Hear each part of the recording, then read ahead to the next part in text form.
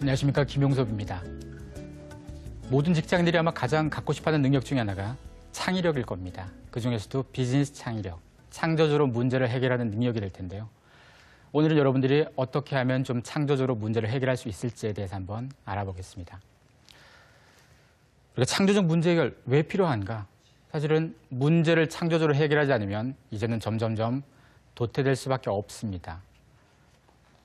앞으로 한 10년, 20년, 2020년, 30년쯤 되면 우리는 지금보다 형격히 떨어진 고용 환경에서 일을 하게 될 겁니다. 그럼 그때 우리는 우리의 경쟁자가 누가 될 거냐? 로봇하고 일자리를 다투게 될 수도 있고요. 첨단 기계하고 아마 싸우게 될지 모릅니다. 그러면 그때도 살아남을 수 있는 직장인의 경쟁력이 뭘까? 바로 기계가 해결하지 못하는 능력이죠. 바로 창의력입니다. 바로 창조적으로 기획을 하고 창조적으로 문제를 해결하는 능력입니다. 이런 비즈니스에서 창조적인 능력을 갖고 있는 것은 직장인들에게 굉장히 중요한 능력이면서 기업에게도 생존에 중요한 필수 요소가 되고 있습니다. 실제로 비즈니스 창의력을 얼마나 많이 가진 사람이냐에 따라서 그 사람이 더 많은 기회를 가지고 그런 기업이 더 큰 기회를 가졌던 사례들은 굉장히 많습니다. 아마 지금 화면에서 보실 실제로 여러분들이 보이는 4개 박스가 다 파란색 풀처럼 보입니다. 근데 어떤 거는 파란색 풀일 수도 있고요. 어떤 건 아닐 수도 있습니다. 1952년의 얘기입니다. 1952년 미 군정 시절 아이젠하워 대통령이 한국을 방한할 때 얘기입니다. 그래서 미군에서는 이런 얘기가 나왔습니다. 1952년 12월 한겨울인데 유엔군 묘지를 자기네 대통령이 오는 거니까 묘지를 파랗게 덮어줄 업체를 찾았습니다. 그 업체 모든 사람들이 포기했습니다. 왜냐하면 한겨울에 잔디는 없거든요. 그때는. 지금은 그나마 실내에서 키운다고는 하지만 그때는 없었습니다. 모든 사람들이 한겨울에 잔디, 불가능. 그래서 포기할 때 단 한 사람이 문제를 풀었습니다. 이 중에서 어떤 건 잔디고요. 어떤 거는 한겨울에도 파릇파릇하게 돋아나 있는 보리싹입니다. 사실 미군에서 정말 원했던 답은 그걸 잔디가 아니면 성분 분석해서 돈 안 주겠다는 게 아닐 겁니다. 파랗게 묘지를 덮어줄 업체를 찾았던 것이고요. 그럼 모든 사람들은 문제 속에만 매몰됐습니다. 잔디, 한겨울 없다. 이렇게 포기를 했다면 한 사람은 한겨울 그래 잔디와 비슷한 파란 풀처럼 생긴 뭔가가 있지.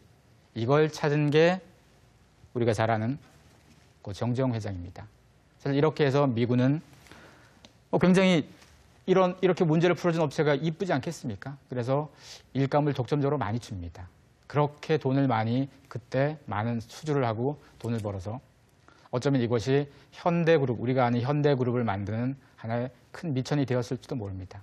비즈니스에서 문제는 문제 속에 매몰되어서 단편적으로만 풀고 관성에서만 문제를 푼다면 사실 좋은 답이 나오지 않습니다.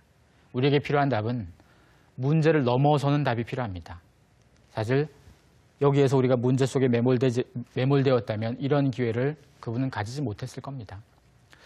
우리에게 비즈니스 창의력이 요구되는 이유는 이런 겁니다. 우리가 풀어야 될 수많은 문제가 있습니다. 앞으로 우리가 풀어야 될 수많은 문제 속에서 그 문제를 우리가 문제 속에 매몰되고 과거의 관성에 의해서만 풀지 말고 이제 새롭게 한번 풀어보자는 것이고 새롭게 문제를 풀 때 좀 더 과감할 필요가 있습니다. 직장인들이 일을 할 때 가장 안타까운 것 중에 하나가 이런 겁니다. 딴 데서 어떤 좋은 상품이 나오거나 서비스가 나오면 우리는 이런 얘기 제일 먼저 합니다. 저거 나도 옛날에 생각했었는데. 요즘 이런 말하는 사람들이 가장 루저라고 합니다. 그런 말하는 거 그거 중요하지 않습니다.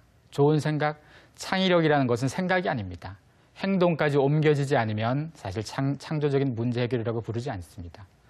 내 머릿속에 좋은 생각이 있으면 뭐합니까? 그것을 행동으로 옮겨서 실행으로 만들어내지 못했다면 사실 그 사람은 늘 뒤따라가고 처져 있는 루저에 불과합니다.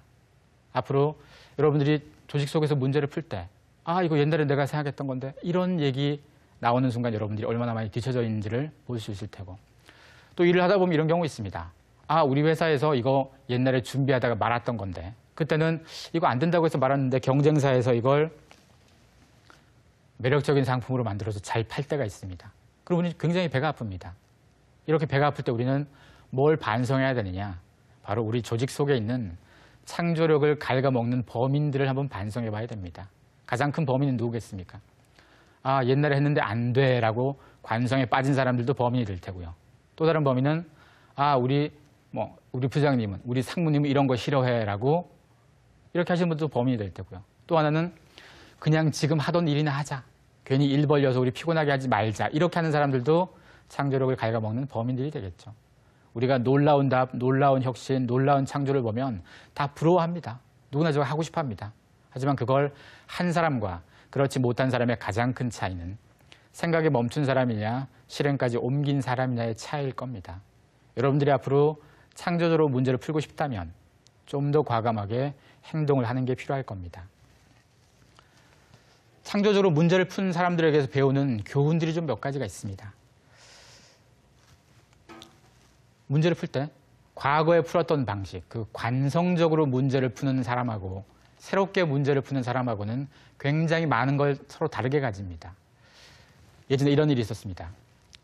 그 에이펙 국제회의, 세계적으로 사실은 국제회의나 이런 거 하면 세계적인 VIP들이 옵니다. VIP들이 왔을 때